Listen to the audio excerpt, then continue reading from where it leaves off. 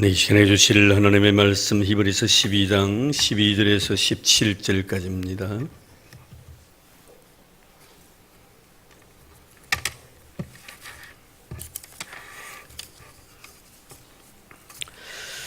히브리서 12장 12절에서 17절까지의 말씀 우리 한 절씩 교독하겠습니다. 그러므로 피곤한 손과 연약한 무릎을 일으켜 세우고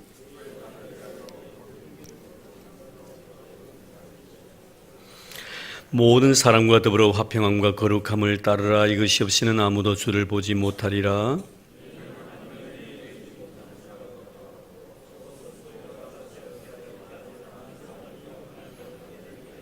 네, 16절 17절 같이 봉독합니다. 음행하는 자와 혹 한 그릇 음식을 위하여 장자의 명물을 판에서와 같이 막는 젠자가 없도록 살피라. 너희가 아는 바와 같이 그가 그 후에 축복을 이어받으려고 눈물을 흘리며 구하되 버림바가 되어 해결 기회를 얻지 못하였느니라. 아멘. 네, 우리가 살아가다 보면은 이 삶에 대한 갈등들을 참 많이 느끼곤 하지요.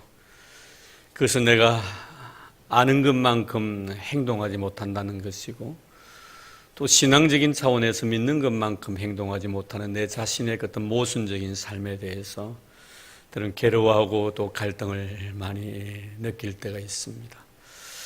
오늘도 제자 훈련을 시키면서 이런저런 이야기를 하니까 한 분이 하신 말씀이 그렇게 살지 못하는, 듣고도 그렇게 살지 못하고 있습니다라는 그런 이야기를 들었습니다. 그렇게 살아야 되는데 안 된다는 것이죠. 그렇습니다, 여러분. 내가 알고 있는 것만큼 행동으로 옮긴다는 것이 얼마나 힘든 작업인가 하는 것을 참 우리에게 말씀해 주곤 합니다. 오늘 우리가 말씀을 대하면서 그런 것들을 많이 느낍니다. 참 하나님은 우리에게 이렇게 저렇게 말씀을 통해 요구하시는데 그 말씀대로 우리가 살지 못하는 거에 행동으로 나타내 보이지 못하고 있다는 것입니다. 진정한 크리스찬의 삶이란 것은 아는 대로 행동으로 옮기는 것이죠. 내가 믿음대로 살아가는 것, 이것이 바로 우리 크리스찬의 삶일진데 그렇게 살아가지 못할 때가 참 많습니다. 그래서 어떤 의미에서 바라보면 우리가 아브라함에 대해서 참 믿음의 그 아름다움을 늘 본받기를 바라고, 특별히 그 중에서도 이제서 네가 나를 경외한 줄 알노라 하는 주님의 거룩한 메시지, 자기의 아들 그 독자 이삭을 모리아산에 바치는 그 행위를 통해서 주님 그렇게 말씀하시는데, 사실 아브라함의 신앙을 우리가 참 아름답게 보는 것은 그가 믿은 대로 행동으로 옮겼다는 사실이죠. 물론 끝까지 그런 것만은 아닙니다. 사실 끝까지 그런 것은 아니지만 그래도 하나님께서는 아브라함을 우리에게 신앙의 한 모델로 제시하신 것은 참 하나님이 좋으신 분이라는 사실이 바로 이런 데 있거든요. 우리는 가끔 보면 너와 나의 관계 속에서 좋은 점도 있고 안 좋은 점도 있습니다.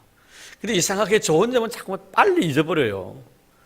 그분에 대한 좋지 못한 이미지들은 항상 오랫도록 내 머릿속에 자꾸 간직하려고 애를 씁니다. 이상하게 그것도 생각이 두어지고요.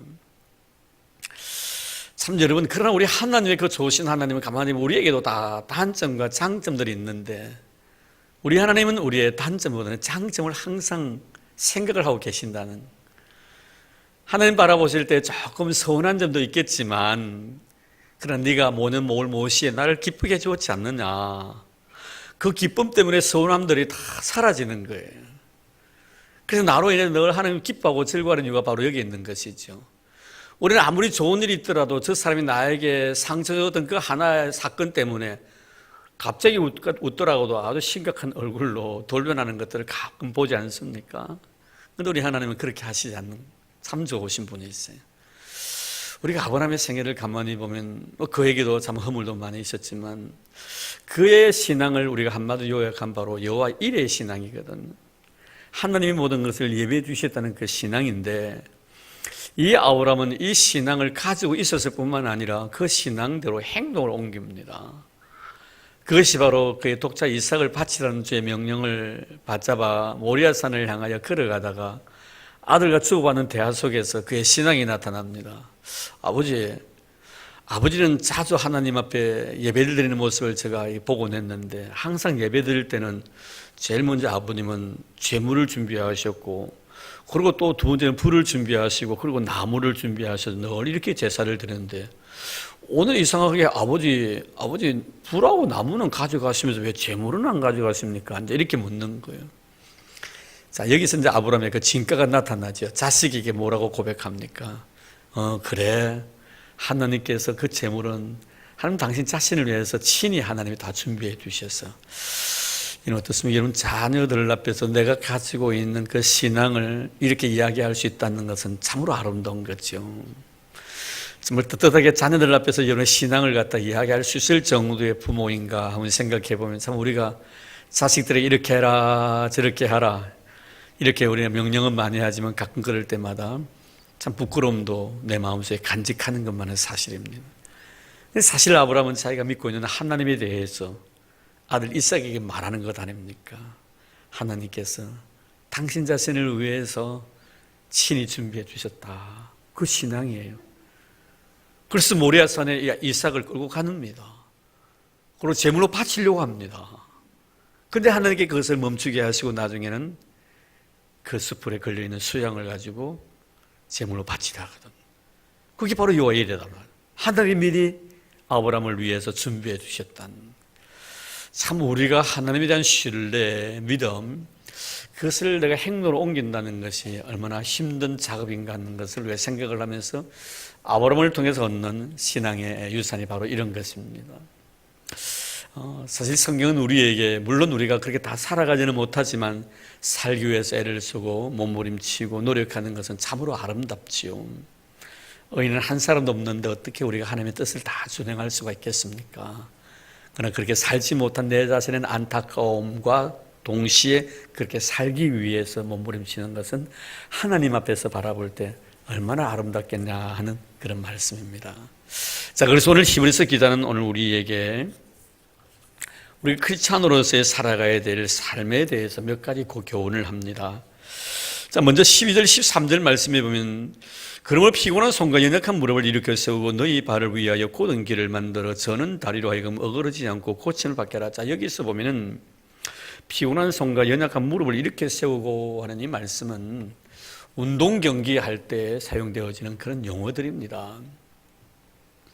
우리가 운동 경기를 하면 어떻습니까? 사람이 에너지가 다 소진되어서는 안 돼. 마지막 경기를 마무리 짓는 그 순간까지 나에게 가지고 있는 이 에너지를 잘 분배를 해야 합니다. 다른 예를 들어서 100m를 갖다 질주하는 사람이 있다고 하십시다. 전부 에너지를 다 쏟는 것 아닙니다. 싹 에너지를 쏟는 사람들이 있죠. 400m 아니면 1000m 아니면 5000m, 10,000m 아니면 42.195 경기를 할 때 다 나름대로 자기가 충분히 자기 실력을 발휘하기 위해서 어느 시점에서 어느 정도 에너지를 내가 소모해야 되겠다는 걸 다 계산을 합니다. 복싱 선수도 그렇거든요. 요사이는 12라운드입니까? 이렇게 하고 요새는 복싱보다 희한 야릇한 그런 게임들이 많이 나와가지고 복싱이 인기가 없습니다만 제가 어렸을 때는 정말 그 복싱이 참 인기가 많았었습니다. 나비같이 날아서 벌까지 쏘아라면서 알리 같은 선수도 말입니다. 참 그런 선수 참 하면 많은 사람 모이곤 했었습니다. 근데 그 당시에는 15라운드를 뛰었어요. 1라운드가 3분인데요. 근데 이분들이 가지고 있는 자기 나름대로의 그런 육적인 에너지가 있습니다. 이 에너지를 한꺼번에 다 소진하지 않습니다. 물론 기회가 올 때는 최선을 다하지만 대강 자기 나름대로 규율이 있습니다. 몇 회 정도 가서는 어느 정도, 몇 회 가서는 어느 정도 에너지. 그리고 마지막 15라운드 가가지고는 어떡합니까? 에너지를 다 쏟아붓습니다. 에너지를 다 쏟아붓고 난 뒤에 승리자가 되고 난 뒤에는 그라운드에 팍 쓰러질 정도가 돼야 됩니다. 근데 잘못해가지고요, 끝났는데 아직도 에너지가 막 남아있으면 그거 안 되는 문제라는 거예요. 자, 여기서 중요한 것은 뭐냐면 가끔 중계하면서 해설자들 이렇게 말합니다. 한참 경기를 하는데 갑자기 사람이 자세가 흐트러진다든지 걸음걸이가 이상해집니다. 그럼 뭐라고 말합니까? 이분이 체력이 지금 고갈되었다. 이런 이야기를 가끔 하곤 하죠. 체력 분배가 잘못됐다는 것입니다. 우리가 신앙생활 하면서도 마찬가지죠. 이 체력 분배를 참 잘해야 합니다. 이 체력 분배를 잘해야만이 마지막까지 우리가 다른 박제를 질주할 수가 있는 것이죠. 42.195입니다. 단거리가 아니거든요. 우리 신앙이라는 것은 단거리가 아닙니다. 한 번 세게 쏟아붓고 그 다음에 탁 다운되는 게 아닙니다. 끝까지 가야 됩니다. 마라톤입니다. 그래서 이 마라톤 과정 속에 가만히 보면 그 경기자들 경기를 하면서 보면요, 얼마나 어려운 점들이 많습니까? 힘겹고 어렵고 맞으면 정말 죽을 지점, 그것을 극복하고 나면 그러면 참 쉽게 뛰어갈 수 있다 합니다. 저는 뭐 마라톤을 뛰어본 경험이 없기 때문에 모르지만 뭐 우리 상식으로 아시다시피 4점이라는 거 있잖아요. 30km입니다. 4점. 이 30km가 4점인데 그 4점이라는 건 바로 죽을 점이라는 거죠. 이 고비만 넘으면 내일 레이스를 갖다가 이렇게 참 질주하는 일이 그렇게 어렵지 않다고 합니다. 그것을 못 넘기기 때문에 결국에는 이렇게 뒤에 처지기도 하고 마지막에는 포기하기도 한다고 이렇게 말씀합니다. 정말 체력이 중요합니다. 근데 우리가 신앙을 할 때도 마찬가지거든요. 정말 열심히 신앙생활을 했는데 결국에는 그 영적 에너지가 고갈될 때가 참 많습니다. 우리가 보면 성경 말씀은 열왕기상에 보면은 그 엘리야 같은 정말 훌륭한 믿음의 선지 아닙니까? 그 엘리야는 유일하게 정말 이 성경에 보면요, 죽음을 보지 않고 하늘나라에 들림 받은 구약에서 본 두 사람 중에 한 사람이에요. 한 사람은 에녹이고요, 또 한 사람은 바로 엘리야입니다. 그리고 엘리야에 대한 찬송 어렸을 때 많이 불렀지 않습니까? 주의 선지 엘리야 병긋하고 하늘에 올라가던 일을 기억합니다. 귀하고 귀하다 하는 그런 찬송이 있습니다. 이 엘리야가 병거를 타고 하나님 나라에 올라갔는데 요새는 좀 번역이 달라가지고 병거라고 많이 써졌습니다만, 그러니까 엘리야가 정말 죽음을 보지 않고 하늘나라에 들림받을 정도로 정말 훌륭한 믿음의 선지자예요. 이런 잘 아시다시피 변화산상에 예수님께서 대화를 나눈 사람이 모세와 엘리야입니다. 참 대단하지 않습니까? 근데 이 엘리야도 영적 어떤 고갈 상태에 빠지게 됩니다. 탈진하게 되는 것이지요. 그 450명의 바알 신자와 대결해서 하늘에 불을 끌어내려가지고 그들을 다 죽입니다. 얼마나 위대해 보입니까? 이렇게 위대했던 믿음의 사람도요, 나중에 어떻게 하면 이스벨 때문에 하나님 앞에 죽기를 구하죠. 내가 이스벨의 손에 죽을 바에 차라리 하나님 손에 죽는 것이 낫다는 것이죠. 그래서 뭐라고 하죠? 로뎀나무 아래 앉아가지고 하나님 내 죽여주십시오, 내 생명 가져가지고 이렇게 이야기를 하는, 영적인 어떤 힘이 고갈됐기 때문에. 그런데 그때 우리 하나님께 까마귀를 통해서 그에게 먹을 것과 마실 것을 주시고 다시 이렇게 세웁니다. 바로 그거거든요. 오늘 보면은, 자, 12절 보면 피곤한 손과 연약한 무릎을 이렇게 세우고. 여러분, 우리가 정말 신앙생활에 나갈 때 이런 영적인 어떤 고갈 상태, 다 영적 에너지가 소진되었을 때 누가 나를 도와주실 것인가?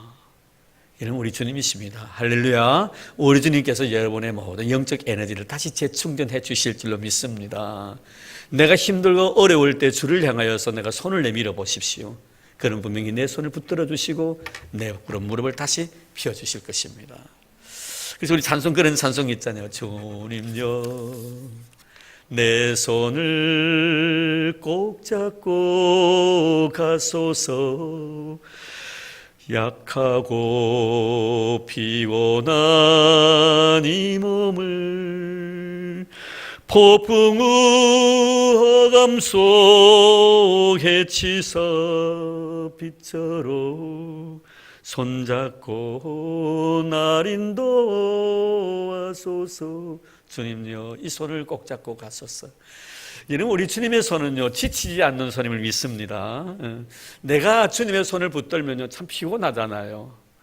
그렇죠. 애들이 엄마 손 딱 잡고 가면요, 참 내가 잡으려고 얼마나 힘든지 모릅니다. 그런데 엄마가 내 손을 딱 잡아주면요, 나는 피곤함이 없는 거예요. 왜? 그분의 손은 지치지 않는 손이기 때문에. 할렐루야.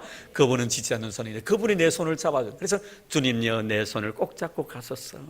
내가 주의 손을 붙들겠다는 말이 아니라 주님께서 내 손을 붙들어 달라는 이런 은혜가 있기를 주님으로 축복합니다. 이놈은 나약하고 연약한 우리의 손과 우리의 무릎을 펴주실 분은 우리 주 예수 그리스도이신 줄로 믿습니다. 영적인 탈진 상태에 놓여있을지라도 주를 향하여 손을 내미십시오. 그럼 주님께서 여러분의 손을 붙들어 주실 줄로 믿습니다. 자, 그리고 난 뒤에 14절 말씀에 보면은 모든 사랑과 더불어 화평함과 거룩함을 따르라. 이것이 없이는 아무도 주를 보지 못하리라. 자, 여기서 이제 우리 크리스찬들이 세상을 살아가면서 조금 전에 이미 그 앞에는 어떻습니까? 사실 많은 징계, 고난, 아픔, 상처 이런 것을 통해 믿음의 사람들이 얼마나 많은 시련을 당합니까? 자, 그런데 여기서 보면 그 말씀이 이어지고 난 뒤에 우리에게 화평함과 거룩함을 쫓아라는 것, 따르라는 것입니다. 자, 문제는 바로 이거지요. 이 화평함이라는 것은 뭡니까? 너와 나의 관계를 말하는 것이고 거룩함이라는 것은 하나님과 나의 관계예요. 정말 물론 이 히브리서는 어떤 분들은 사도 바울이 쓴 책이라고 말씀하신 분도 계시고요. 또 어떤 분들은 작자 미상이라고 말씀하신 분도 있습니다. 많은 용어들을 보면 사도 바울이 쓴 용어와 굉장히 흡사한 점이 참 많습니다. 바울의 대체적인 이런 서신들의 어떤 흐름 자체를 보면 항상 하나님과 나의 관계 그리고 나와 너의 관계를 갖다 항상 병행해서 말씀하거든요.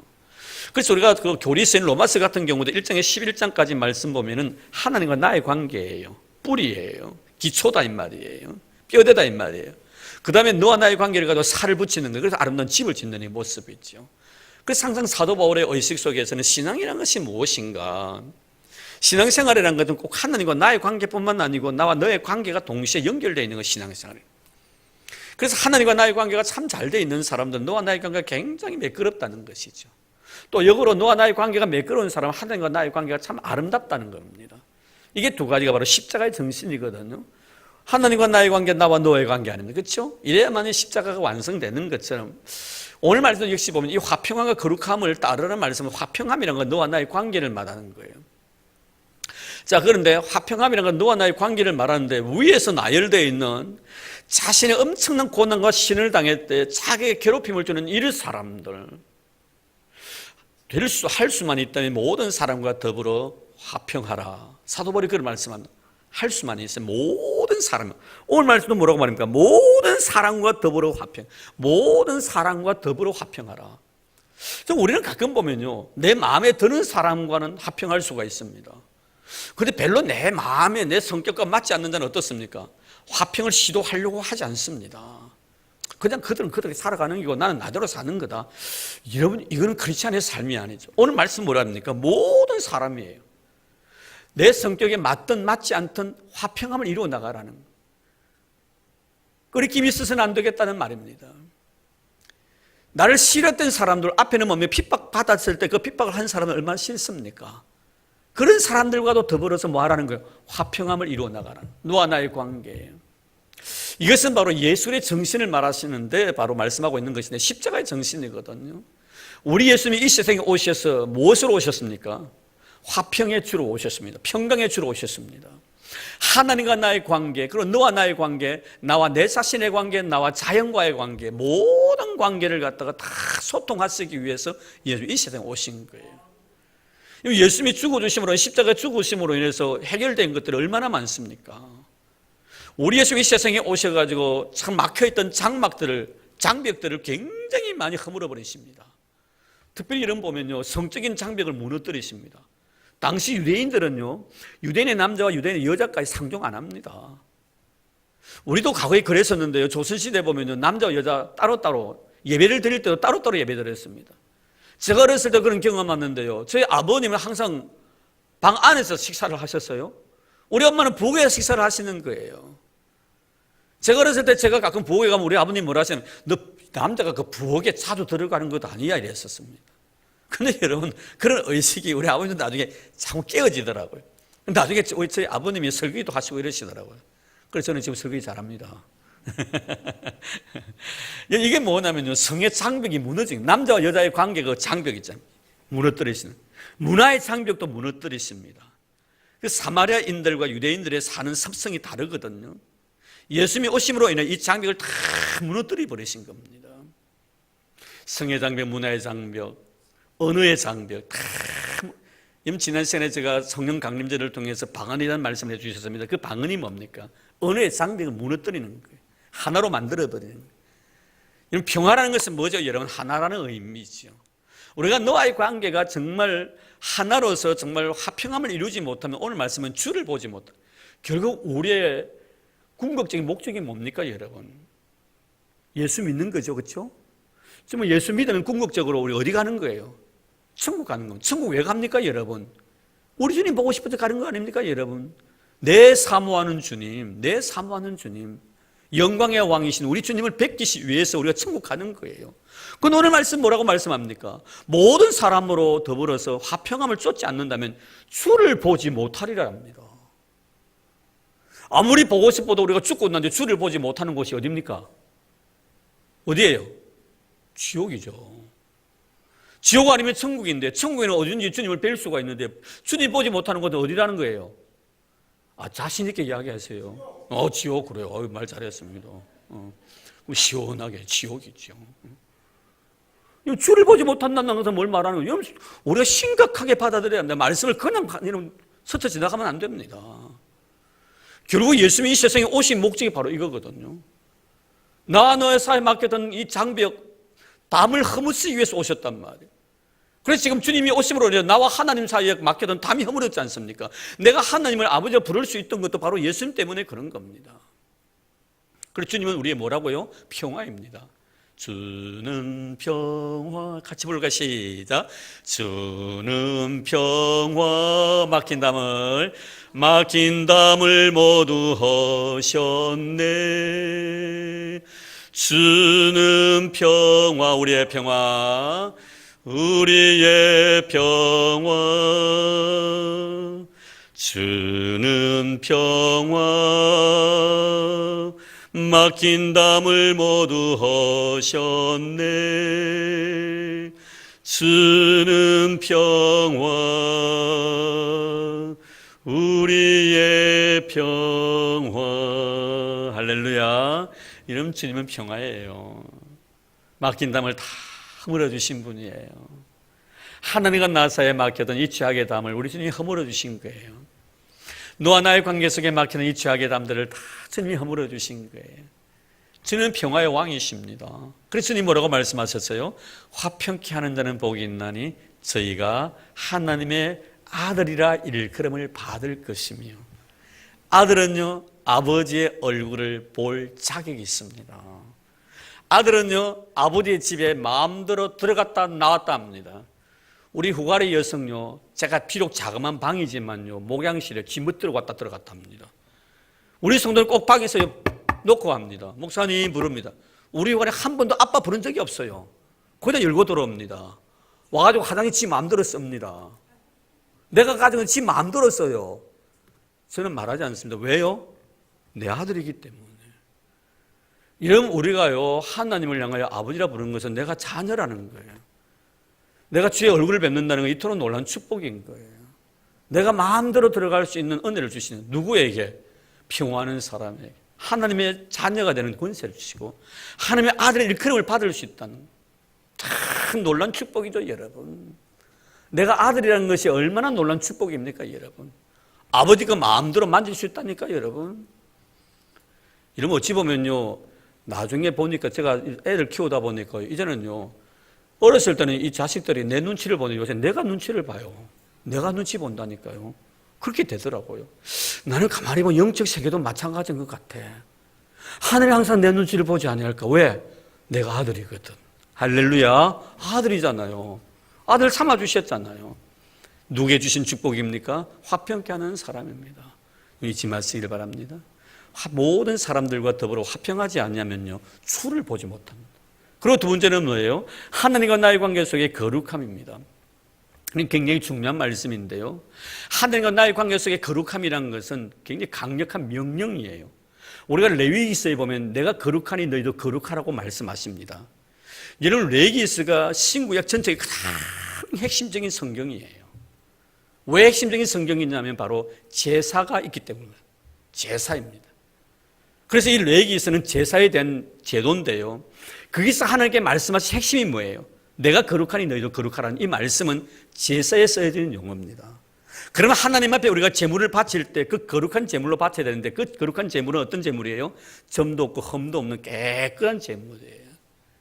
순결한 제물이 되야 됩니다. 점이 있든지 아니면 흠이 있으면 절대로 그것을 하나님 바칠 수가 없는 거예요. 나도 이 문제 때문에 예수님께 성전 청기를 하는 그런 과정까지 오게 됩니다만, 이건 그만큼 깨끗하고 구별된 거. 그래서 옛날에 우리가, 지금이야 뭐 그런 것이 다 파괴되었습니다만, 어렸을 때 주의 종을 만들더라도 누굴 해야 돼요? 장남이요. 첫 먼저나 장남을 주의 종으로 만. 저는 아직도 기억하고 있습니다. 우리 교인들이 말씀드린 적도 있습니다만, 이제 뭐 고인 되셨죠. 저희 좀 신앙의 그 은사인 우리 김경도 목사님, 좀 보수적인 신앙을 가지고 계신 분이 있었어요.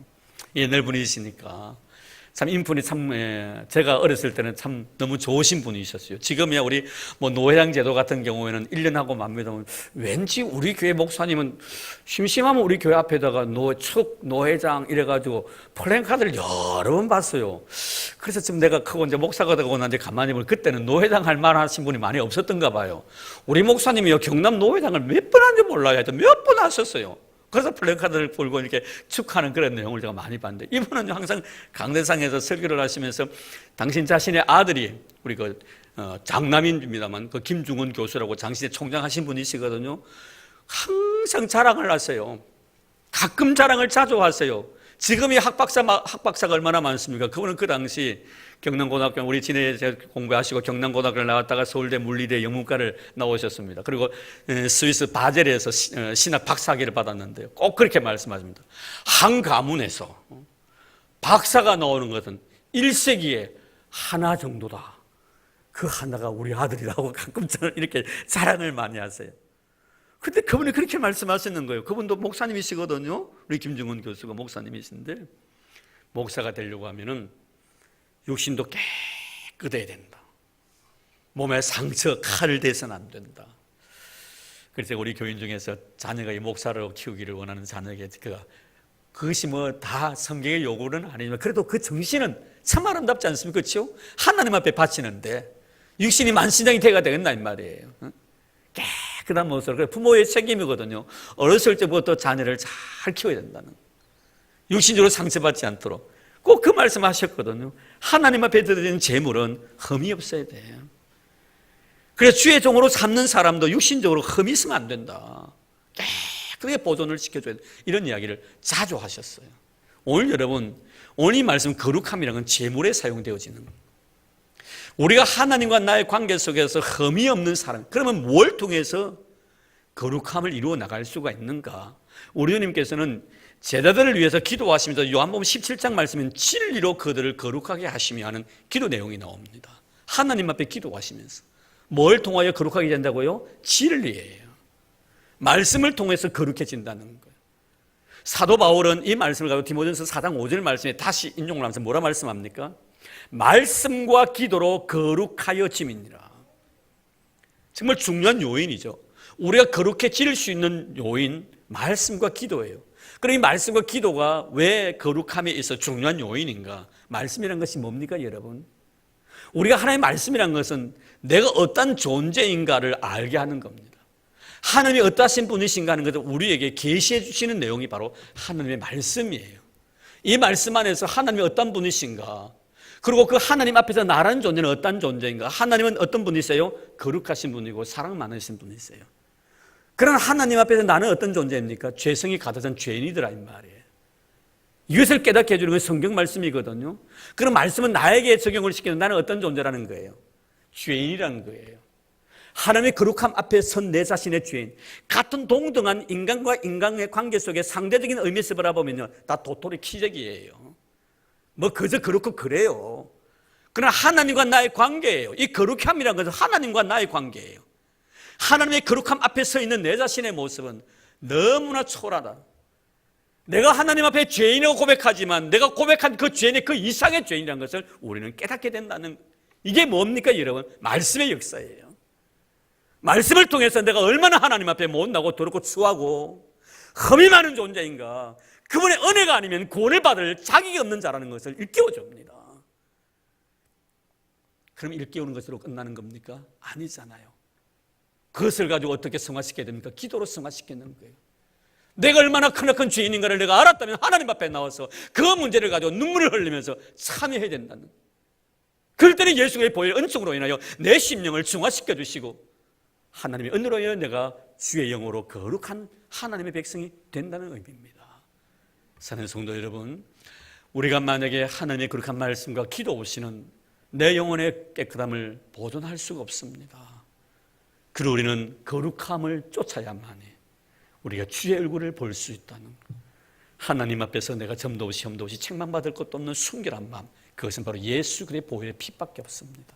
할렐루야. 그 피로 말미암아 우리가 씻음받을 줄로 믿습니다. 내 행위를 통해서는 안 됩니다. 내가 수없이 많은 나날 동안 하나님 앞에 무릎 꿇고 기도한다고 해도 그 기도가 가지고 안 됩니다. 예수의 은혜입니다. 보혈의 피로 말미암아 내 죄 용서받을 수가 있다는.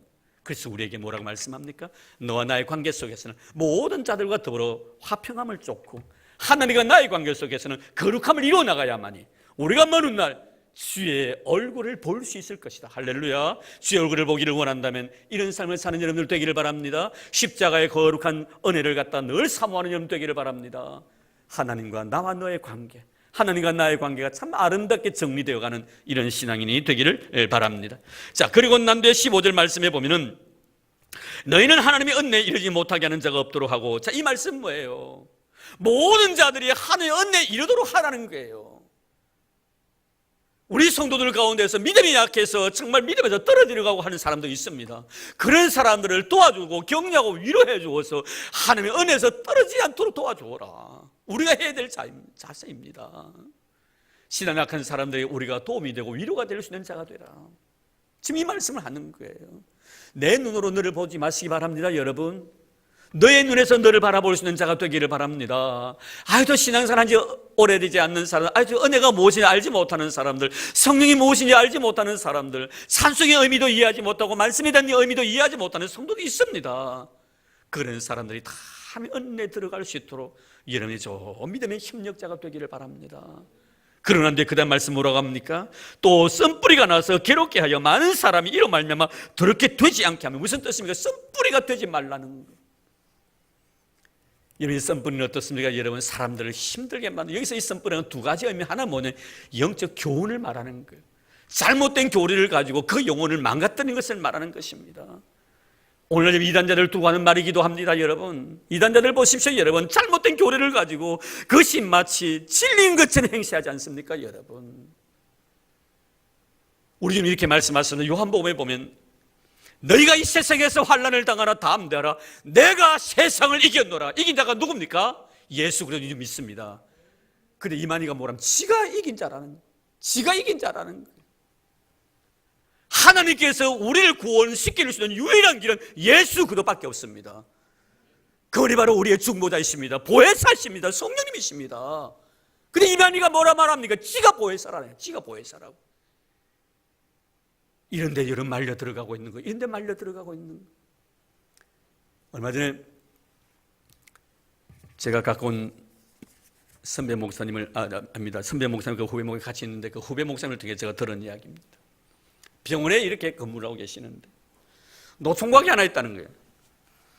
지금 나이가 35살이에요. 장가를 보내야 되는데 어느 날 조무 간호사로 여자 한 분이 들어오신 거예요. 이쁘장한 여자가 온 거예요. 그 여자가 들어오고 난데 이 근무하는 이 남자가 아마 그 여자에게 좀 반했던가 봐요. 그래서 결혼을 하고 싶은 생각이 있었던가 봐요. 이 여자 좀 나이가 좀 찼던가 봐요. 근데 하루는 이 남자가 삶이 굉장히 바뀌더라는 거예요. 어떻게 바뀌냐면 근무를 마치고 나면 항상 그 병원에 남아있는데 마치자마자 항상 정력 빨리 나가더라는 거예요. 몇 주일을.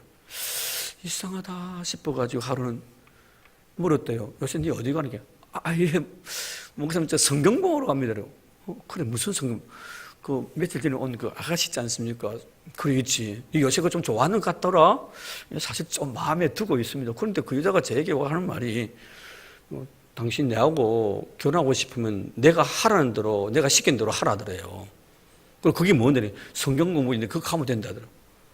그래, 목사님이 좀 이상하다 싶었던가 봐요. 그런 나중에 알고 보니 그 여자가 신천지였어요. 세상에 여러분, 그 속에 들어가가지고 남자 하나 꼬시려고요. 이 짓을 한다니까, 여러분. 혹시 여러분 주위에요, 야, 정말 신통한 사람이 있더라고.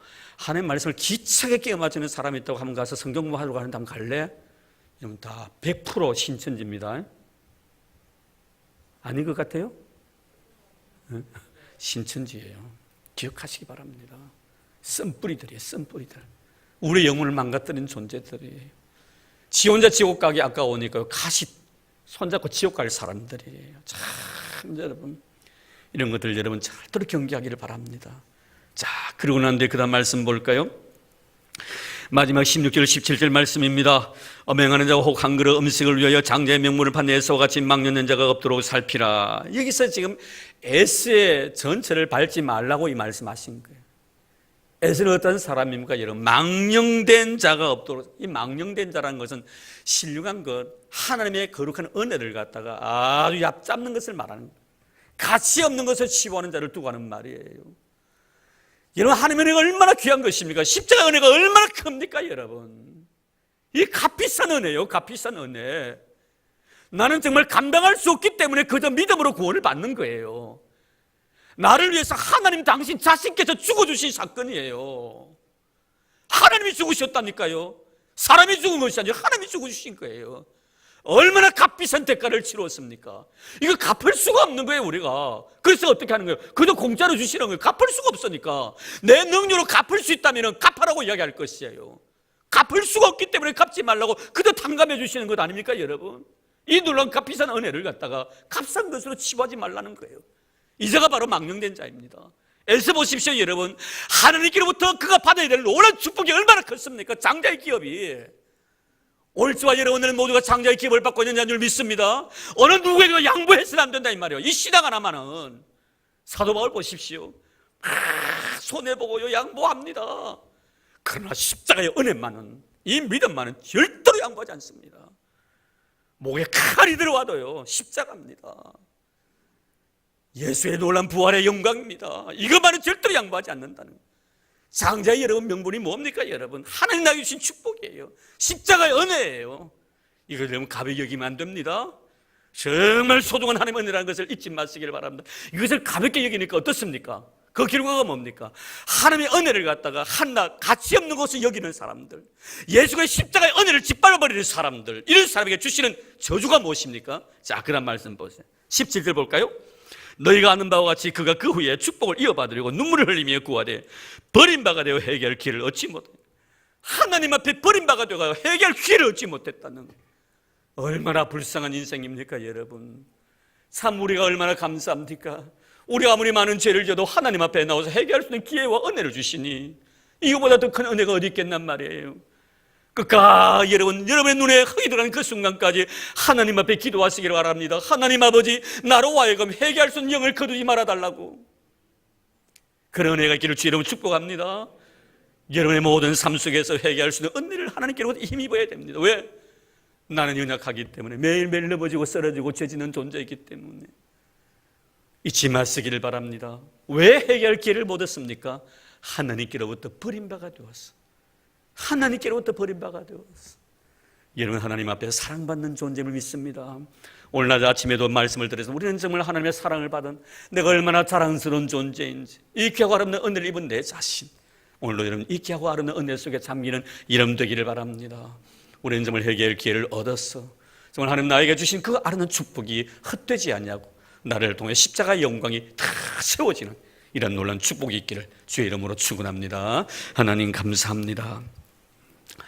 참 믿음대로 행하지 못하고 아는 것만큼 행동으로 옮기지 못한 우리들이지만, 그래도 주님 오늘 여전히 변함없이 말씀을 주시고 말씀 안에 거하게 해주시니 참 감사드리옵니다. 오늘 주신 말씀 가슴에 안고 말씀으로 살기 위하여 몸부림치는 우리가 되게 하시고, 말씀으로 살아가지 못했다면 우리는 또다시 주님의 거룩한 십자가 앞에 무릎 꿇고 회개의 영을 부어주셔서 눈물 뿌리며 회개할 수 있는 그런 아름다운 은혜를 허락해 주시기를 원합니다.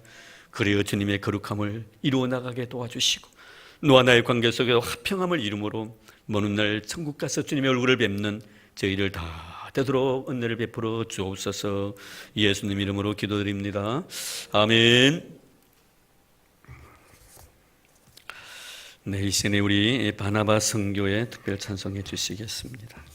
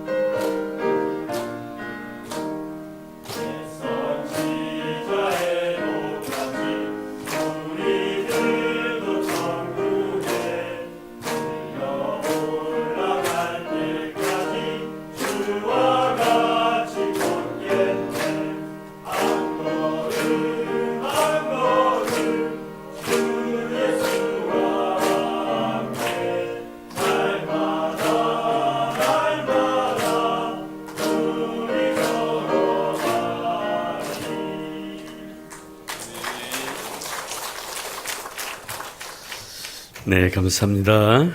우리 바나바 남성계 감사합니다. 교회 소식 알려드립니다. 정교인 체육대를 위한 준비위원 4차 모임이 있겠고요. 낮에 좀 더 제가 구체적인 강구를 드려야 되는데 강구를 드리지 못해서 그날 다음 주 일부 예배를 드립니다. 예배 드리고 2부 이렇게 체육대를 하기 때문에 예배 시간에는 또 헌금 시간도 다 있습니다. 그래서 여러분들 원하시는 대로 11조도 해도 되고요. 감사헌금도 해도 되고, 그리고 다 헌금도 해주시기를 바라고. 그리고 예배 끝나고 난 뒤에 바로 2부로 이제 우리 체육대를 하는데, 체육대도 또 뭐가 많이 있습니다. 그 많이 있는데 좋은 선물이 많이 있습니다. 그래서 우리 스폰서 하실 분들은 스폰서 하시면 절대로 거절하지는 않겠습니다. 많이 해주시기를 바랍니다. 어떤 분은 벌써 제게 그러더라고요. 목사님, 우리 집에 자전거가 하나 필요한데 자전거 있어야 하더라고. 아마 자전거 있을 거예요. 얼마 전에 자전거를 도둑을 다 만났대요. 애들 자전거 다 가져가 버렸대. 그래서 집에 자전거 꼭 필요한데 자전거 있습니까? 그날에 꼭 되기를 바랍니다만 그 가정이 글쎄요, 기도만 해 하시길 바랍니다. 예, 필요한 걸. 그래서 많은 우리 상품도 이렇게 있습니다. 혹시나 스폰서를 원하시는 분들은 저희들이 거절하지 않습니다. 꼭 기억해 주시기를 바랍니다. 자, 어머니 학교 봉사단 모임도 또 역시 예배 후에 있겠고요. 낮에 장로님 말씀해 주셨으면 그날 오실 때 꼭 운동화 착용을 해 오셔야 됩니다. 그래야만 실내 체육관에 기스가 가지 않기 때문에 그럽니다. 이렇게 상처를 입지 않기 때문에. 그래서 운동화를 다 착용하시고, 여러분의 자녀들도 많이 데리고 오셔서 정습 식사하시고 난 다음에 손잡고 한번 둘러보시기 바랍니다. 그래서 애들 꿈도 좀 키워주시면 좋겠어요. 힘을 구해주면. 요새는 좀 명문대학교는 애들 같이 이렇게 탐방도 하고 합니다. 참 좋은 대학인데 한번 가서 이렇게 구경도 해보시고, 또 여러분 자녀들도 훌륭한 그런 믿음의 자녀가 되기 위해서, 물론 공부가 전부는 아닙니다만 우리 후가리가 제일 좋아하는 소리는 행복은 성적순이 아니에요. 행복은 성적순은, 행복은 물론 성적순은 아니지만 그래도 공부를 잘하는 건 또 학생의 도리라고 생각이 되는, 최선을 다할 수 있도록 자녀들 많이 이렇게 데려오시고, 주위에 있는 애들도 좀 데려와서 좀 그런 꿈을 키워주는 그런 좋은 계기가 되기를 바랍니다. 9시 반이랬죠? 강구 시간이 없기 때문에 9시 반. 거기 9시 반에 예배를 드리기 때문에 여러분들은 늦어도 9시 20분까지는 와 주셔야 됩니다. 그리고 나중에 아마 우리 준비위원들이 아마 그런 또 아이디어도 가지고 있으리라 생각이 되어지는데, 가실 때 교인이 모르고 그냥 지나갈 수도 있거든요. 한두 번 정도는 그 들어가는 진입로에 아마 이 피켓을 하나 들고 아마 있으면은 알고 아마 다 들어가실 거예요. 그런 거 조금 서비스도 좀 해주시면 고맙겠습니다. 자, 이제 우리 곁에 있는 분들과 서로 인사 나누십시다. 참 수고 많으셨습니다. 권사님, 집사님, 장로님. 감사합니다. 자, 오늘 또 인사가 좀 기네요. 감사합니다. 네, 또 일주일 동안 여러분 승리하시고 새벽 기도 시간 또 많이 나오신 거 감사드리고, 또 3일 기도회 수요 예배도 여러분 공적인 예배에 우리 성도님 많이 참여해 주세요. 그날이 올수록 더 모이기 힘쓰라고 했는데 우리 한교회가 참 모이기를 참 게을리하는 것 같아요. 그래서 요새는 부흥회도 잘 못 엽니다. 교회마다 교인이 안 모여가지고 주일 낮 예배보다 더 적게 모이는 거예요. 그래서 부흥회 한번 하려면 인원 동원이 너무 힘들어가지고요, 부흥회를 안 하는 교회들이 참 많아집니다. 옛날엔 다른 교인들도 부흥회 하는 그 쫓아가 부흥회 말씀 듣고 했는데, 모이게 더 힘쓰는 여러분들 되기를 바랍니다. 자, 이제 우리 마지막 찬송가 455장 부르겠습니다.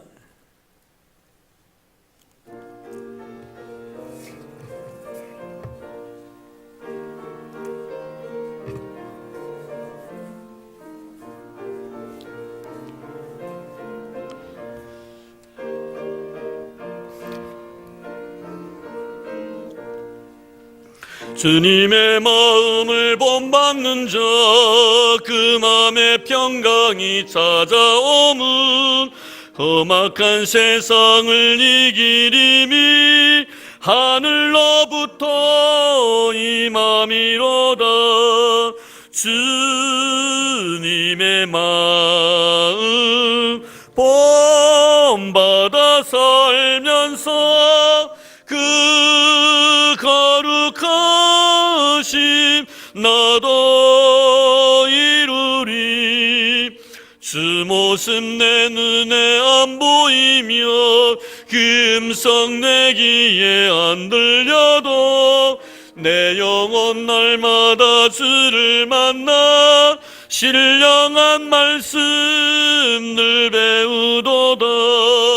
주님의 마음 본받아 살면서 그 거룩하심 나도 이루리.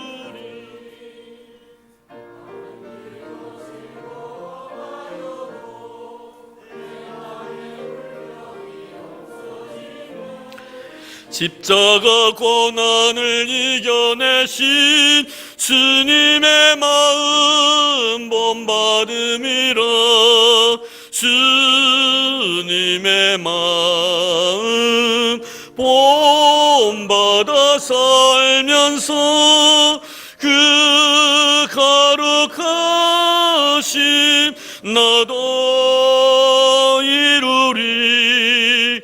주 예수 세상에 다시 오신 그날엔 무성도 변화하여 주님의 빛나는 그 영상을 다 함께 보며 주 찬양하리. 주님의 마음 본받아 살면서 그